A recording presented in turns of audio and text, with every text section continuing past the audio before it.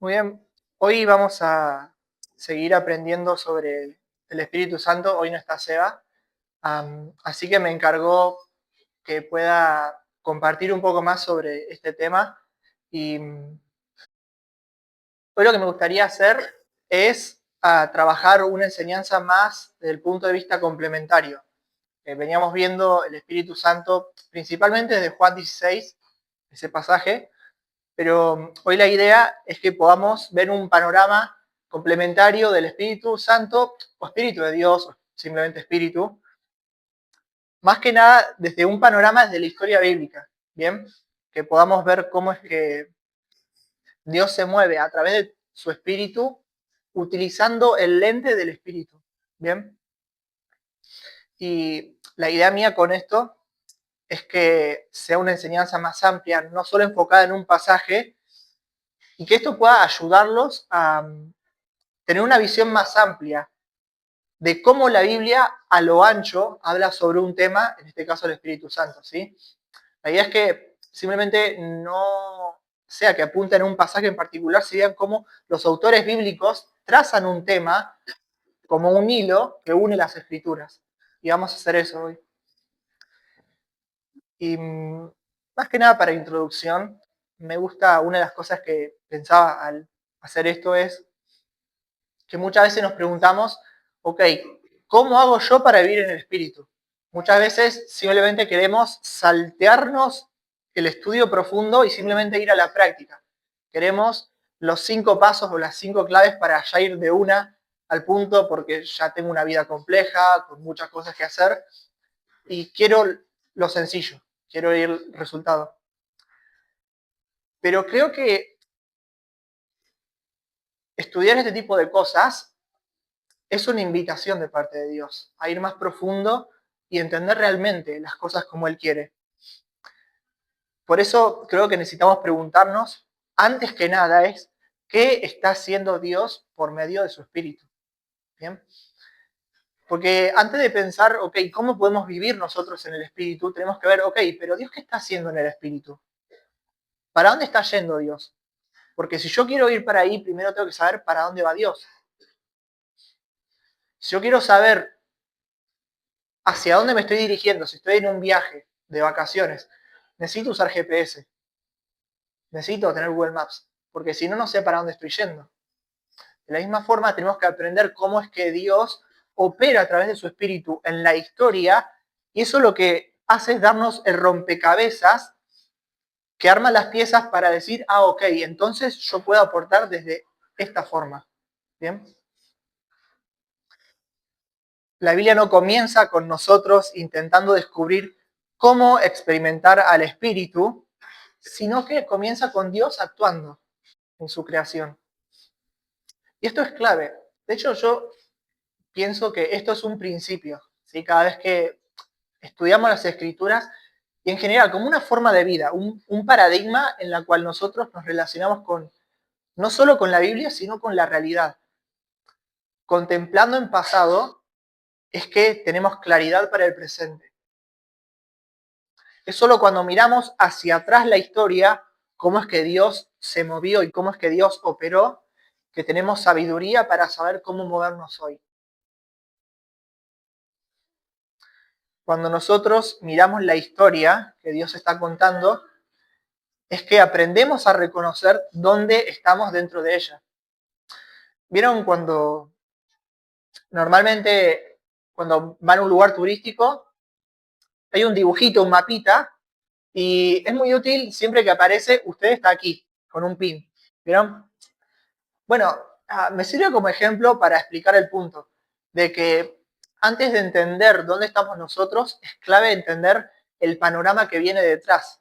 Por eso el punto es entender la historia bíblica primero, antes de interpretar nuestra propia historia delante de Dios. Quiero que vayamos juntos, esto lo leemos rápido, a Lucas 24-27.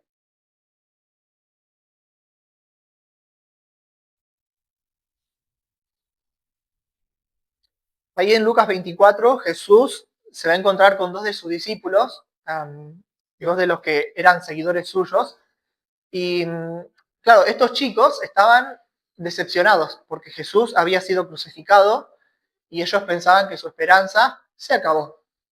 No vieron lo que pasó después. Y Jesús se les aparece, el Jesús resucitado. Pero ellos no saben que es Jesús. Y miren lo que hace Jesús, es brillante. Lucas 24-27.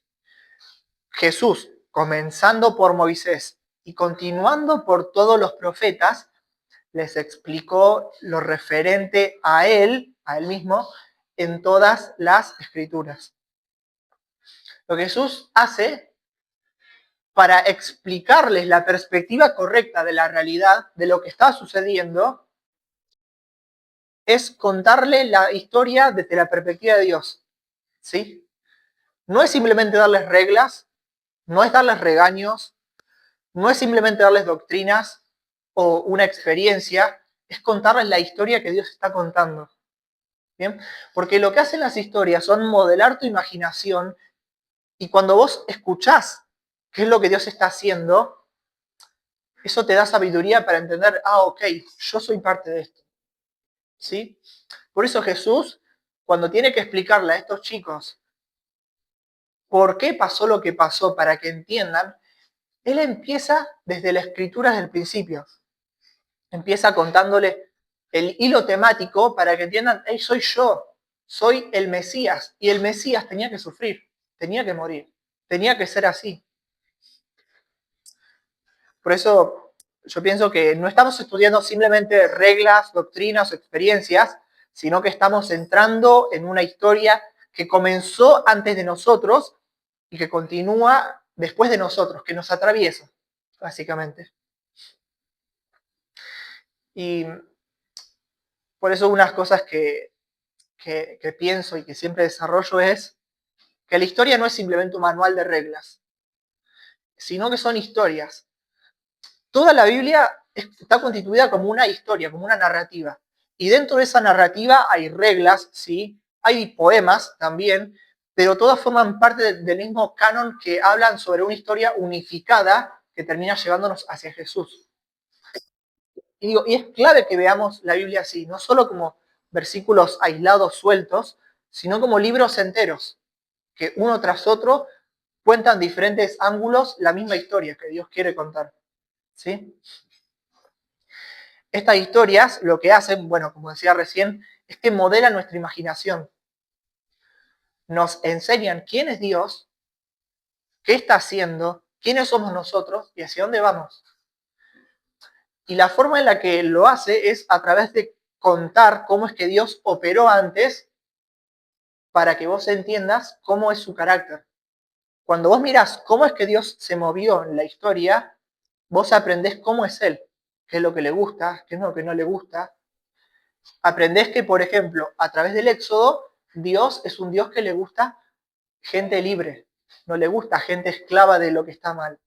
Él le gusta personas que puedan servirlo libremente, no oprimidas.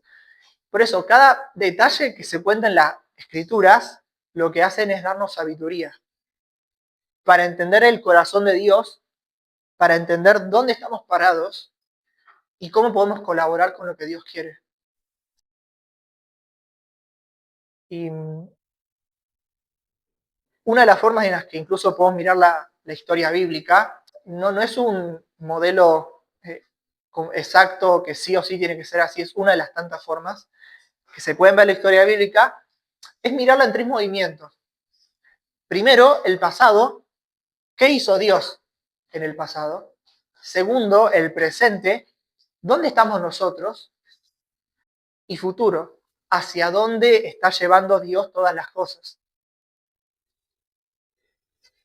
Así que la idea mía es que hoy podamos ver un panorama de todo esto, del pasado, del presente y del futuro a través del lente del Espíritu. Viendo qué es lo que hizo Dios por medio del Espíritu en la historia de la Biblia, qué es lo que está haciendo hoy el Espíritu Santo y qué es lo que va a hacer en el futuro. Y mi deseo es que con esto podamos comprender y que esto pueda darnos claridad sobre cuál es la historia que Dios está contando y cómo podemos nosotros ser parte de ella. ¿Sí? Ese es el paso correcto. No empezar con la aplicación, sino empezar con contemplar. Contemplar la historia que Dios está contando. Y solo cuando entendemos desde la perspectiva correcta, ahí sí vemos cómo nosotros podemos ser parte de eso. Y de hecho vamos a ver en unos minutos que el Espíritu es la presencia activa de Dios. Y una de las cosas que vamos a ver que hace es que lleva adelante el propósito de Dios en la historia. ¿Sí? Y el Espíritu no es solamente para santidad personal, no es solamente para mi vida devocional interior y para la doctrina, es mucho más. El Espíritu lo que hace es formar personas que son llenas de la vida de Dios y que participan de su plan y de su misión en el mundo, que reflejan el reino de Dios. Y a mí es útil verlo así, porque creo que expresa que no somos el centro de la historia, sino que Dios es el centro. Y Dios en su gracia nos invita a encontrar nuestro lugar dentro de su historia. ¿Bien?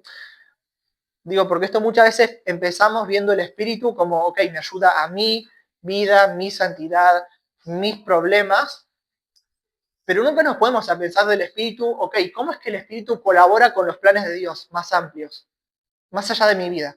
¿Se entiende el punto? Por eso, la idea mía es compartirles un panorama bíblico del Espíritu Santo más allá de nosotros, que nos atraviese.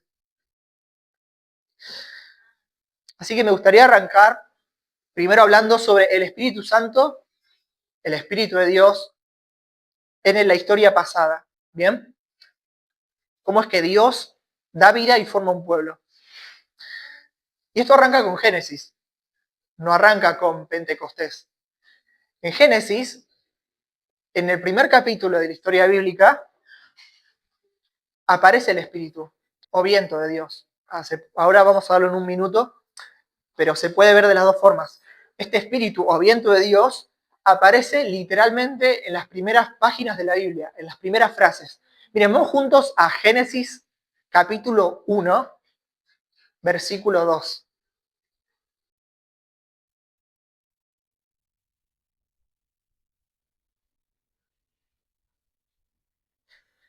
Acá vamos a ver que Dios empieza su acto de creación y lo primero que aparece, antes de que siquiera Dios comience a hacer algo, es que ya hay una sensación de expectativa porque el Espíritu aparece, antes de que empiece la creación.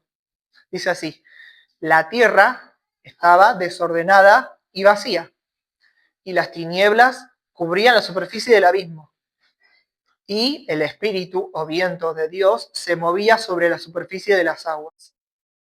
Sabemos que bien al principio de la historia bíblica, cuando era todo una decreación, era un desorden caótico, el Espíritu de Dios estaba por encima de todo eso, como generando expectativa, ok, Dios va a hacer algo sobre todo este caos. La palabra que se usa generalmente para lo que se traduce como espíritu en el lenguaje hebreo es ruaj. ¿Amén? Es ruaj. Y esta palabra es interesante porque puede referirse al viento, puede referirse al aliento o al espíritu o incluso a la mente, al interior humano. Para los autores bíblicos, todo lo que está en este ambiente y que nosotros respiramos, que nos hace dar vida, que llena nuestros pulmones y que nos da vitalidad, eso es ruaj. Para ellos, el viento que sopla en los árboles es ruaj también. La vida que tenemos de parte de Dios es ruaj. Incluso las personas que están en rebeldía contra Dios, ellas también tienen ruaj. Tienen la vida de Dios. Y el día que esas personas expiran su último aliento y mueren, devuelven el ruaj a Dios. Lo devuelven hacia Él. Porque todo viene de Dios y todo vuelve hacia Él. Así es como se presenta incluso la creación del ser humano. Cuando Dios crea al ser humano, en la otra historia de la creación, que aparece en Génesis 2, Dios forma al ser humano del polvo de la tierra y sopla de su aliento de vida. Si bien la palabra no es ruaj ahí, la idea o la concepción se puede inferir porque está hablando exactamente lo mismo. Sopla aliento de vida en su nariz y el hombre se convierte en un ser viviente. En otras palabras, la vida de Dios ahora se convierte en mi vida. Lo que Él tiene hace que yo sea un ser animado y que ahora yo soy una pequeña versión de imagen de Dios que va a cumplir sus propósitos. Es como un pequeño minion de parte de Dios que colabora con lo que Él quiere, en amor y en bondad. Y creo que este es un principio lindo. El Espíritu de Dios, este ruaj, hace que toda la vida se sostenga. Todo florece y todo vive porque el ruaj de Dios está presente. Si Dios retirase su espíritu, todo muere.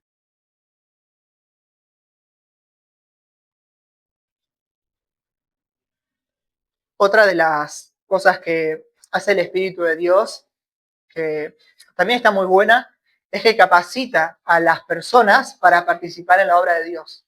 ¿Bien? Así como veíamos recién que Dios crea al ser humano y le impone de su ruaj, de su espíritu, ¿para qué? Para que el ser humano, ahora como ser viviente, pueda seguir replicando la obra de Dios.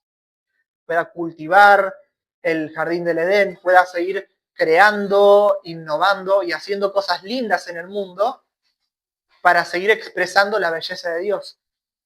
De la misma forma, en la historia bíblica, este Espíritu de Dios aparece para capacitar a las personas para la obra de Dios.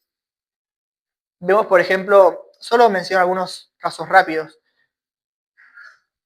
Bezalel, por ejemplo, era un artesano muy sabio que recibió el Espíritu de Dios para realizar obras en el tabernáculo, para realizar esa estructura que servía como la unión entre el gobierno de Dios y los seres humanos.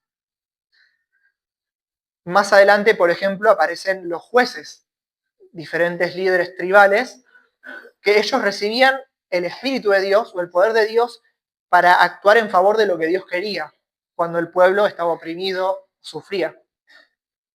Por ejemplo, Sansón, la típica y trágica historia de Sansón, cómo funciona jugar con el pecado aun cuando Dios te da oportunidades. David también recibe el Espíritu para ejercer su vocación como rey. Incluso los profetas muchas veces se reconocen a sí mismos como llenos del Espíritu de Dios para proclamar la verdad que Dios quería en el mundo, para declarar la verdad desde la perspectiva de Dios. Porque el problema era que, claro, los seres humanos fuimos creados a imagen de Dios, pero nosotros rechazamos ser esa imagen. Entonces terminamos creando desorden, caos y muerte.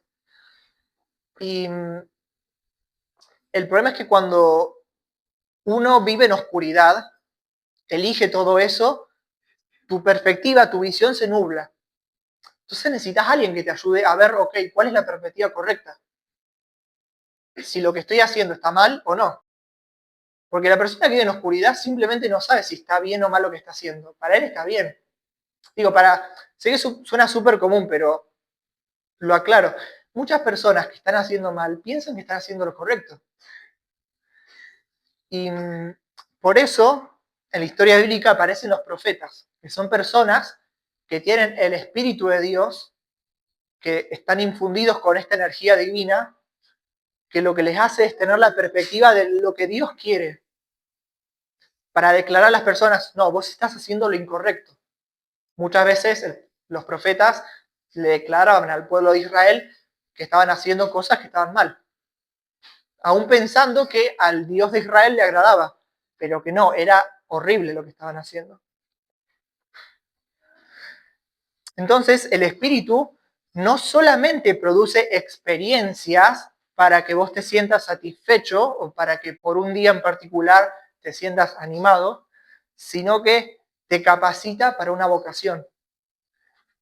Este Espíritu de Dios lo que hace también es operar y moverse de forma clave para traer los propósitos de Dios al mundo. Dios toma personas concretas y lo que hace es hacerlas participantes de su proyecto. Ahora, como decía recién, hay un problema, que el problema es el corazón humano. Como decíamos recién, los seres humanos terminamos rechazando a Dios. Terminamos alejándonos de Él, somos exiliados, terminamos sufriendo nuestras propias consecuencias de nuestra maldad sobre nosotros y sobre otros. Y claro, Dios no es indiferente a eso, sino que Él busca y opera para tratar de restaurarnos, para tratar de acercarnos a Él. La historia de la Biblia habla sobre que todas las naciones se corrompieron y eligieron irse tras otros ídolos, y cómo es que el Dios verdadero quiere que todos reconozcan que Él es el Dios y que le den su lealtad a Él y que se vuelvan de sus caminos torcidos, las personas. Y por eso aparecen pueblos como, en este caso, llaman personas como Abraham y todo lo que sería el pueblo de Israel, que es un pueblo que tenía la misión de proyectar la misión de Dios. El pueblo de Israel tenía la misión de ser reyes y sacerdotes que lo que hagan es que expresen la sabiduría de Dios para que todas las naciones se arrepientan de su maldad, que vuelvan al Dios verdadero. Pero había un problema. El problema es el corazón humano. Ni siquiera el pueblo de Israel pudo a sí mismo sostenerse. Incluso ellos fallaron. Porque el problema ya era el corazón. Dios te puede decir 1000 veces qué es lo que le gusta y qué es lo que no le gusta. Puede darte todas las reglas que vos quieras, pero si tu corazón no ama a Dios, no hay forma. Por eso los autores bíblicos, cuando se dan cuenta de este diagnóstico trágico, bien trágico, dicen una cosa. Ellos piensan, claro, la solución no está en darles más información sobre Dios, está en producirles transformación para que sean como Dios quiere. Y por ahí va la historia.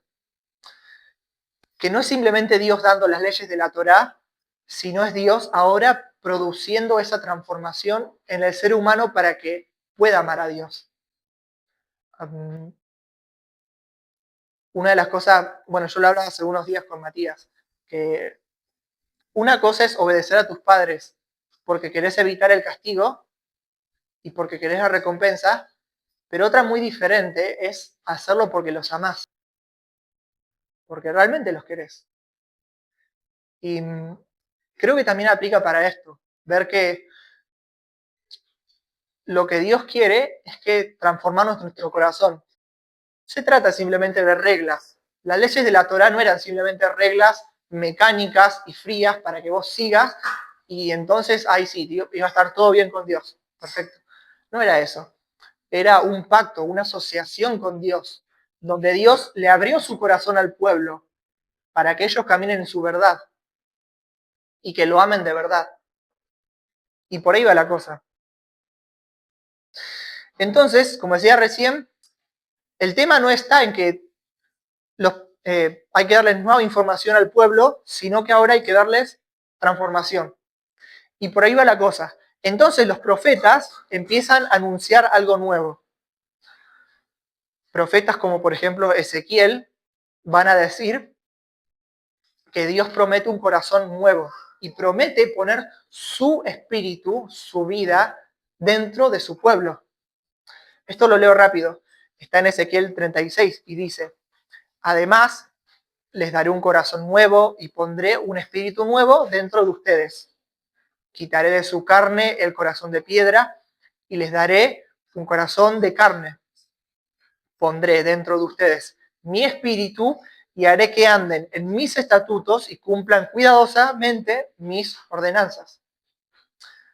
Lo que está diciendo acá Ezequiel es que, claro, el tema es que el ser humano, aunque les des reglas, tiene el corazón roto, tiene el corazón podrido, porque prefiere sus propios caminos, su propia forma de vida. prefiere sus propios deseos egoístas. Entonces, la solución que propone Ezequiel, y que otros profetas también van a completar el cuadro, como Joel, es decirnos, Dios va a hacer algo nuevo, les va a dar un corazón nuevo. Es una forma de decir de que Dios nos va a dar deseos nuevos, va a darnos emociones renovadas y una voluntad, es decir, ganas de hacer cosas renovadas, que esté de acuerdo con lo que Dios quiere, que hagamos, que sintamos, que pensemos, que deseemos. ¿Para qué? Para que sigamos sus ordenanzas, sus caminos, su forma de ver la realidad. Entonces, la historia, desde esta perspectiva, lo que está haciendo es avanzar hacia un momento donde Dios no solamente va a dar instrucciones a su pueblo, sino que también va a dar transformación a través de su espíritu. ¿Mm? Dejan muy claro los profetas que es el espíritu el que va a venir no solamente sobre una o dos personas particulares para hacer una obra asombrosa que ya está dure por un momento, sino que ahora el espíritu va a venir sobre todo el pueblo de Dios. No sobre unos pocos, sino sobre todos. Y ellos, eso es lo que dicen, por ejemplo, profetas como Joel, que Dios va a derramar su espíritu sobre toda carne, incluso sobre los siervos, sobre jóvenes y ancianos. Y hacia ahí se dirige la historia. Y el punto es, entonces, claro, ver que Dios de alguna forma va a crear una nueva humanidad, ¿sí? Así como Dios creó al ser humano en Adán y le impuso de su espíritu para hacer vida, Dios va a hacerlo de nuevo. Dios lo que va a hacer es hacer un Adán 2.0 con un espíritu renovado que de verdad camine en la verdad de Dios. Esa es la promesa. Entonces, ahí sí llegamos a la historia de Jesús. Jesús entra en escena. Lo que los profetas esperaban y estaban declarando que iba a suceder, que Dios iba a hacer, comienza a suceder alrededor de Jesús. Jesús es presentado como aquel sobre quien descansa el Espíritu. De hecho, en casi todos los evangelios está esta historia de que Jesús va a bautizarse y entonces desciende el Espíritu y reposa sobre él.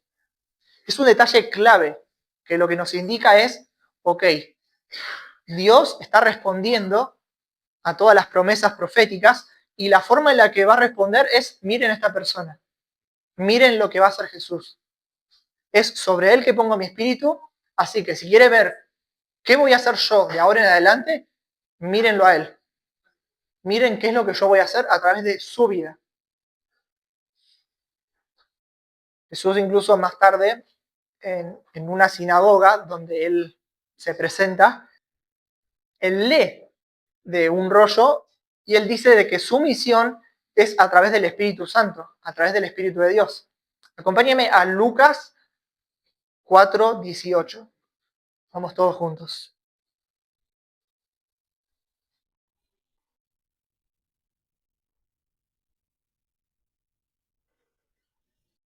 Jesús está en la sinagoga y le toca leer de un rollo de Isaías. Y presten atención, porque Jesús va a decir de que lo que estaba leyendo se cumple en su propia vida. Y él iba a ser el cumplimiento de esa historia. Dice así: el Espíritu del Señor está sobre mí, porque me ha ungido para anunciar el Evangelio, las buenas noticias, a los pobres. Me ha enviado para proclamar libertad a los cautivos y la recuperación de la vista a los ciegos, poner en libertad a los oprimidos. Lo que Jesús hace es decir, ok, el Espíritu de Dios está sobre mí, sobre mi vida, y lo que yo voy a hacer es desarmar toda esta oscuridad que está infectando a los seres humanos. Y de hecho, en las historias de Jesús más adelante, aparece Jesús trabajando con las personas, yendo hacia las personas humildes, hacia las personas pobres, hacia los que estaban cautivos endemoniados, y en cierta forma somos todos nosotros, porque nosotros somos pobres porque no teníamos a Dios, no teníamos esperanza. Nosotros éramos cautivos de nuestros propios deseos egoístas que nos tenían atrapados. Nosotros éramos ciegos porque al andar en oscuridad, lejos de Dios y lejos de su verdad, andábamos en la absoluta oscuridad, desconociendo qué es lo que está bien y qué es lo que está mal. Nosotros éramos los oprimidos porque el pecado nos tenía atrapados. Pero lo que hace Jesús, y creo que es un movimiento brillante, es presentar esta verdad y decir, Jesús no solamente enseña acerca del reino, sino que vive como el ser humano lleno del Espíritu que anuncia que el reino de Dios ha llegado. En otras palabras, Jesús no solamente anuncia un mensaje, sino que lo declara y lo vive. No es que simplemente Jesús decía, el reino de Dios, el reino de los cielos está llegando, sino que está llegando ahora. Y por eso libero a las personas, sano a las personas enfermas, libero a los endemoniados, y este reino nos está impactando ahora. Y así es como vemos que es el cumplimiento de la historia que veníamos siguiendo. El espíritu que estaba actuando en la creación del mundo y en el pueblo de Israel, ahora está obrando de manera decisiva, contundente y profunda en el Mesías, en Jesús, y a través de Jesús, para todos nosotros. Y Jesús va un paso más allá incluso. Él dice que, ok, el Espíritu Santo no es solo para mí, sino que va a ser para todos ustedes. Él promete que el Espíritu va a ser algo que llene a todo el pueblo en torno a Jesús. Así como Él fue lleno, nosotros también podemos serlos. Y por eso más adelante en la historia bíblica aparece Hechos 2, que es la famosa historia de Pentecostés. Las personas, los seguidores de Jesús, estaban reunidos en un aposento alto y el Espíritu irrumpe. De hecho, es interesante porque aparece el concepto del viento recio, que también se conecta con el ruaj.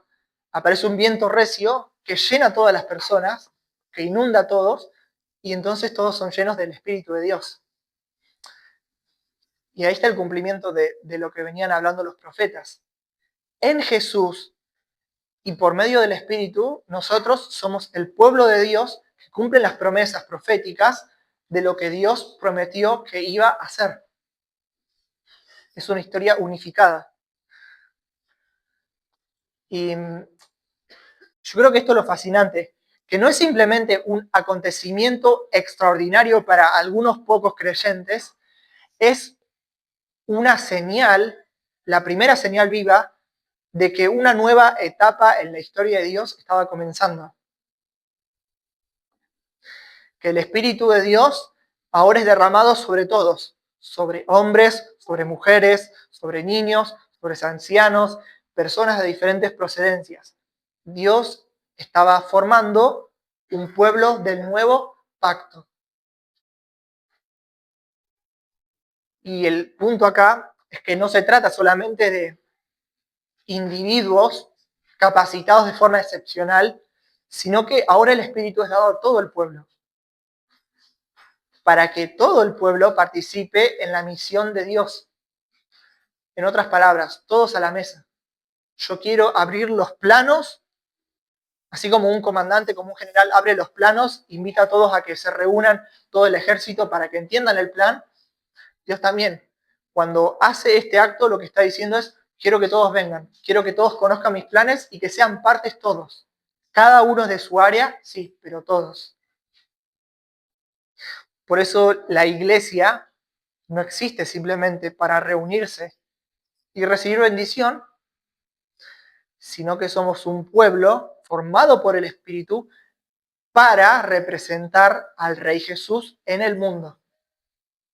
No somos solamente para quedarnos encerrados, sino que tenemos una misión, la misma misión que Jesús, expandir la buena noticia. La misma misión que tuvo en su momento, por ejemplo, Adán, desde otro ángulo, que es hacer que la creación sea gobernada por la imagen de Dios y que sea hermosa, una creación llena de la vida de Dios. Entonces, ahora, por eso llegamos al presente. Aquí es donde estamos parados nosotros.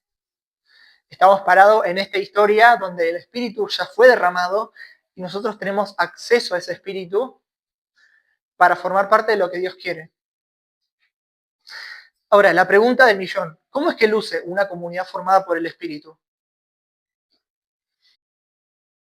No es mi intención criticar a nadie ni ofender a nadie, pero muchas veces tenemos ideas raras de cómo es que luce. Pensamos de que luce gente haciendo piruetas raras, haciendo cosas curiosas, y depende a quién le preguntes te va a decir, ok, puede que eso suceda, eso no, pero lo que sí me gustaría compartir es cómo es que luce desde la historia bíblica, más allá de esos temas secundarios, cómo es que luce una comunidad formada por el Espíritu. Y para eso vamos a dejar que responda Pablo el Apóstol. Gálatas 5, de los versículos 22 al 25.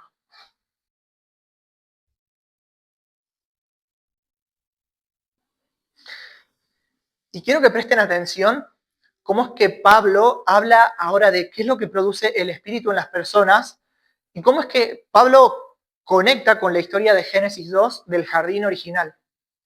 Y cómo es que Pablo usa la metáfora de la jardinería y de los frutos para hablar de cómo nos relacionamos nosotros con el Espíritu cuando le damos lugar en nuestras vidas. Pablo dice así, Gálatas 5, 22 al 25. Pero el fruto del Espíritu es amor, gozo, paz, paciencia, benignidad, bondad, fidelidad, mansedumbre, dominio propio. Contra tales cosas no hay ley. Pues lo que son del Cristo Jesús han crucificado la carne con sus pasiones y deseos. Si vivimos por el Espíritu, andemos también por el Espíritu. Entonces, la clave para Pablo es que lo que hace el Espíritu de Dios al estar en comunión con nosotros es producir personas que reflejen a Jesús en amor, en bondad, en ser personas que no desatan violencia en el mundo, que cuando otros nos golpean, nosotros no vamos a golpear de vuelta, incluso si tenemos toda la razón de no hacerlo. Jesús tuvo toda la razón para bajarse de esa cruz, pero no lo hizo, porque Él estaba mostrando cómo es que lucen los seres humanos cuando hacen lo que Dios quiere. Los seres humanos, desde la perspectiva de Dios, no producen más violencia, no producen más maldad, no producen más oscuridad, sino todo lo contrario. Responden a la maldad con amor. Como diría Pablo, venzan el mal con el bien. Y fíjense cómo es que Pablo también dice, conecta la misma idea con los que son de Cristo, crucificaron la carne con sus pasiones y deseos. Es una forma de decir, si vos querés vivir en el Espíritu, tenés que estar dispuesto a morir a tu propia forma de vida, a que las cosas salgan como vos querés. Porque muchas veces, de hecho casi siempre, lo que nosotros queremos es hostil hacia Dios. Lo que nosotros solemos desear en nuestros propios intereses suelen estar en contra de la perspectiva de lo que Dios quiere. Solemos llamar mal a lo que está bien. Y ahí está la clave. El fruto del Espíritu no es simplemente una lista de virtudes privadas, es el carácter del Rey Jesús comenzando a tomar forma en su pueblo. Lo que hace el Espíritu es hacernos parecer cada vez más a Jesús. Por eso, caminar en el Espíritu significa aprender a escuchar y obedecer a Dios, vivir bajo el señorío de Jesús, amar concretamente a otros, practicar bondad, generosidad, perdón y justicia, vivir en comunidad y participar en la misión de Dios. El Espíritu lo que hace no es desconectarnos de la realidad, no es que nos hace vivir una experiencia fabulosa que nos desconecta, todo lo contrario. Lo que hace es introducirnos más profundamente en la historia de Dios y nos conecta mejor con la realidad, nos pone los pies en la tierra para que veamos, hey, mové, Dios te está llamando a algo, tenés que ser parte de lo que Dios quiere en el mundo, de forma tangible. No son experiencias abstractas, si bien pueden serlo, al punto al que voy es que no es el punto ese, puede haber sí o no, pero el punto es que Dios te está llamando a ser una persona que refleje a Jesús al mundo. Y si el Espíritu de Dios supuestamente decís tenerlo y haces todo lo secundario, pero no reflejas a Jesús, algo anda mal. Ahí está el punto. Somos llamados a vivir de tal manera que el mundo pueda ver cómo es el reino de Dios que anunciamos. No se trata de solamente hacer cosas espirituales, sea lo que sea que signifique, para demostrar que tenemos el Espíritu, sino se trata de permitir que Jesús forme en nosotros la vida de Dios. Ese es el punto. El Espíritu, la forma en la que opera, como leíamos recién, es haciendo que Jesús sea el prototipo y el Espíritu traslada eso hacia nosotros. Como nosotros estamos unidos a Él, somos uno con Jesús, todo lo que Él es, a través del Espíritu, lo vamos reflejando, va trabajando en nuestro interior, en nuestro carácter, en nuestras emociones, en nuestros enojos, lo van trabajando para que podamos parecernos más a Jesús día tras día. Así que esa es la idea. Ya vimos cómo operó el Espíritu en la historia bíblica, cómo es que hoy se mueve entre nosotros. Y ahora el tercer punto, tercer pilar que me gustaría compartir es, ¿hacia dónde se dirige la historia? ¿Hacia dónde se dirige todo? Pablo va a hablar en una de sus cartas en Romanos 8, que, claro, la creación entera está gimiendo, como que está esperando su liberación. Es una forma de decir, sí, el Espíritu de Dios está operando entre nosotros, pero todavía hay maldad. Creo que todos nos damos cuenta, hay mucha oscuridad en el mundo todavía. El trabajo está lejos de ser terminado, porque todavía hay mucha oscuridad por confrontar, muchas cosas que están mal. Y no solo saliendo hacia afuera, nosotros mismos. Nosotros también tenemos que trabajar muchas cosas. Y por eso Pablo va a decir, la creación entera está como gimiendo, usa la metáfora de una mujer embarazada, tiene dolores de parto. Y nosotros también, va a decir Pablo, que tenemos el Espíritu, también nos sumamos a ese gemir. Nosotros también anhelamos esa esperanza de que Dios un día va a transformar todo.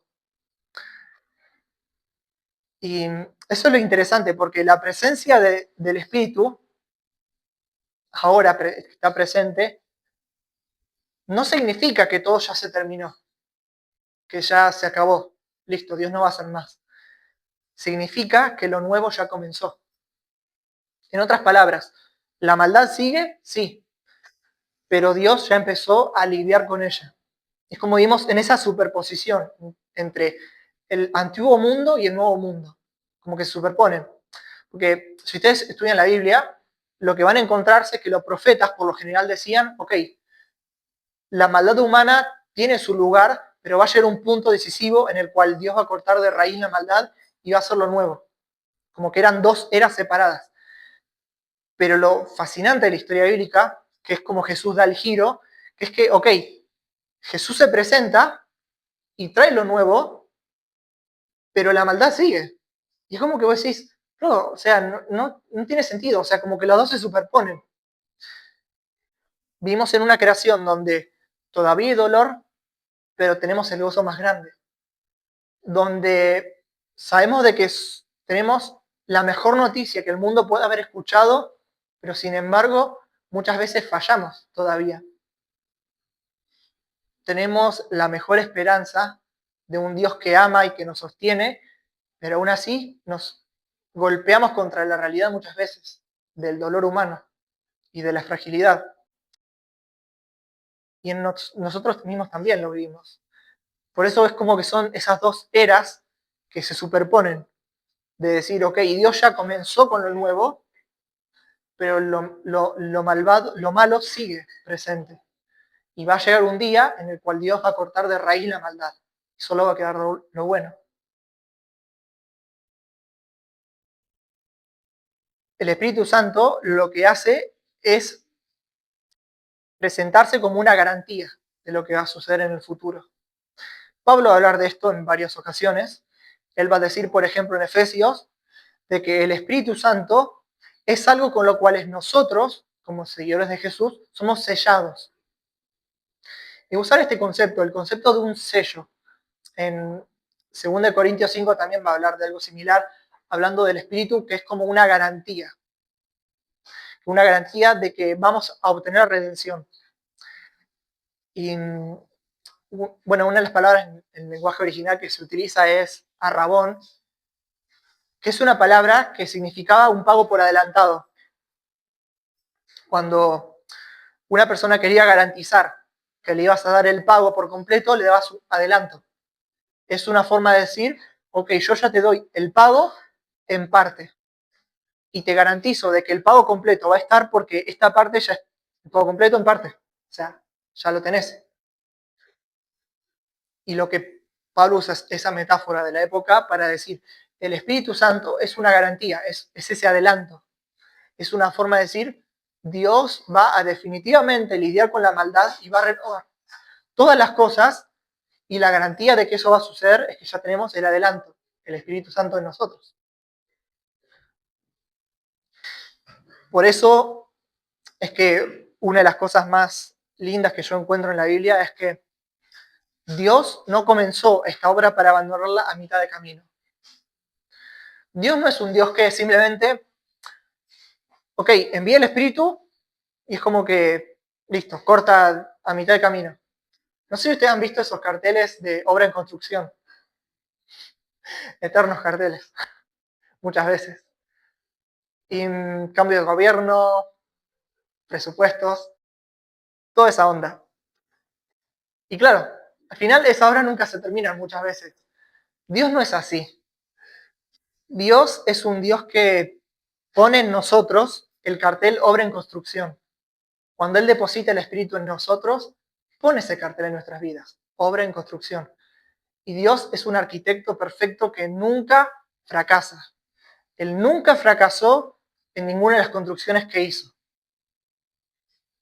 Yo creo que no tenemos derecho a decirle, bueno, yo voy a ser la primera que fracase. No, Dios no fracasa con nadie. Dios va a terminar lo que comienza. Por eso, Pablo puede decir con mucha confianza en Filipenses 1:6, estoy convencido precisamente de esto, que el que comenzó en ustedes la buena obra, la perfeccionará hasta el día de Cristo Jesús. El Espíritu en nosotros es la evidencia presente de una realidad futura, de que Dios definitivamente va a terminar todas las cosas. Cada vez que vemos amor donde antes había odio en las familias, en las personas, en los amigos, donde ahora hay perdón, donde antes había resentimiento, donde ahora hay vida, donde antes había muerte y enemistad. Lo que estamos haciendo es ver una pequeña señal de hacia dónde Dios quiere llevar su creación.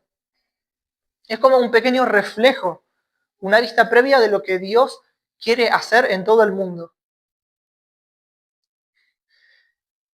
El mismo espíritu que da vida a la creación está llevando esa misma creación hacia su renovación.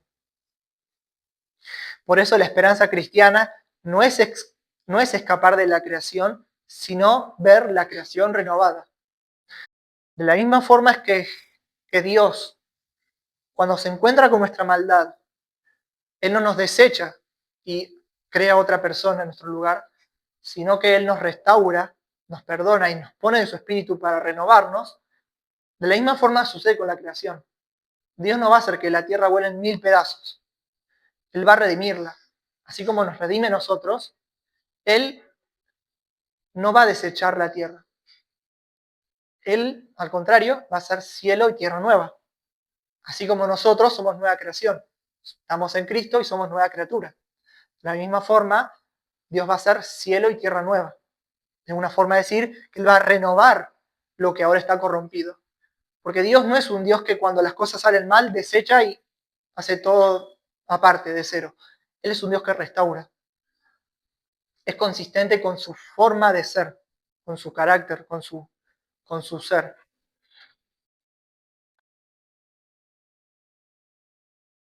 El final de la historia no es la victoria definitiva de la muerte, sino la presencia de Dios, este Ruaj, habitando con su pueblo en una creación restaurada. Cada milímetro de la creación entera va a ser lleno de la gloria de Dios, como las aguas cubren el mar.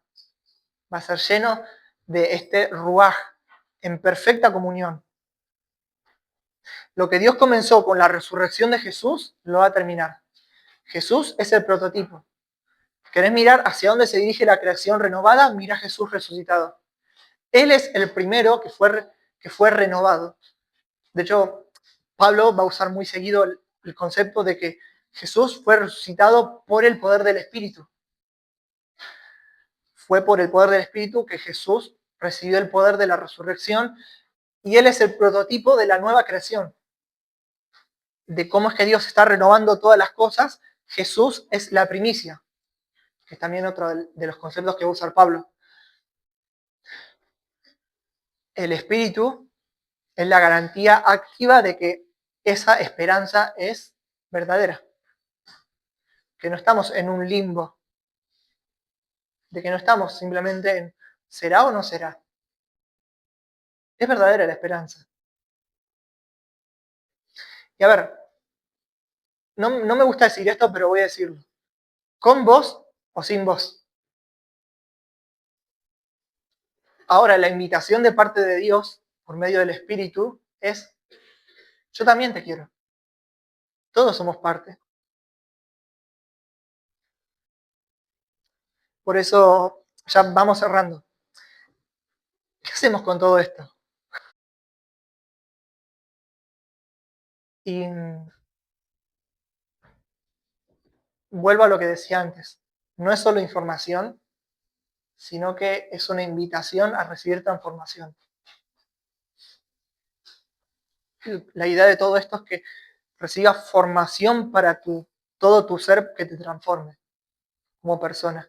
Mirar estas historias no simplemente son fábulas que, porque sí, son una forma de ver la realidad que te modelan tu carácter, modelan tu forma de ser.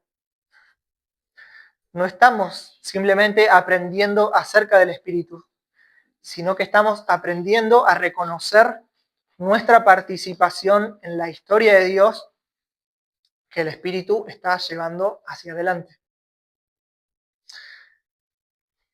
Por eso es que el pueblo de Israel, cuando Dios le decía, ok, ¿qué tienen que hacer ustedes? Cuenten las historias.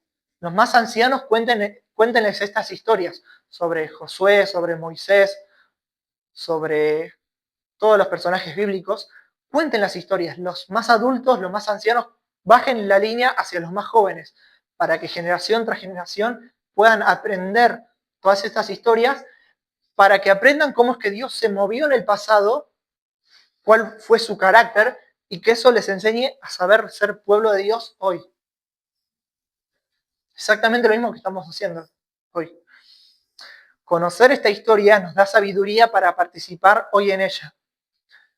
Miramos hacia atrás y recordamos, Dios ha estado obrando desde el principio. Miramos al presente y respondemos, Dios nos invita a caminar con Él y participar en su misión hoy. Miramos hacia adelante y esperamos, Dios va a terminar lo que empezó. No vivimos solos ni escribimos nuestra propia historia. Somos colaboradores del Rey dentro de una historia mucho más grande que nosotros mismos. El mayor regalo que te puede dar Dios no es solamente reescribir tu historia, sino hacerte parte de la suya.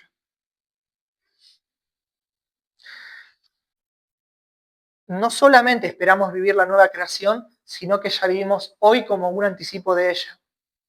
Por eso, caminar en el Espíritu es vivir hoy como ciudadanos de la nueva creación que Dios ya comenzó a inaugurar. Y yo insisto en esto, lo que leíamos recién, Gálatas 5. Si vivimos por el Espíritu, andemos por el Espíritu, caminemos. Es un llamado a no solamente tener información en tu mente, sino que se convierta en un camino en el cual andás día tras día. Confiamos en que la muerte no va a tener la última palabra sobre nuestras vidas, que Dios va a hacer todas las cosas nuevas. La historia comenzó con el Espíritu dando vida, en Génesis 1, Génesis 2. Hoy la historia continúa con el Espíritu formando un pueblo, pero la historia va a terminar con el Espíritu llevando la creación hacia su plenitud. Y ese mismo Espíritu es la garantía hoy de que eso va a suceder. Por eso quiero cerrar con esto, con una invitación. Contemplar la historia de Dios para saber cómo es que Dios opera, encontrar nuestro lugar en ella, es decir, cómo podemos colaborar hoy desde donde Dios nos puso, y caminar por el Espíritu día tras día, hacia esa esperanza. Amén. Muy bien, oremos.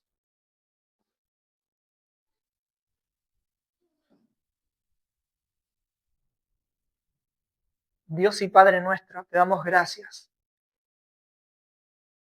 Gracias por hacerte presente en nuestras vidas cada día. Gracias por este hermoso regalo de tu Espíritu, que nos enseña a ser personas como vos querés. Lideranos, Dios nuestro. Enseñarnos a ser personas que reflejen tu corazón.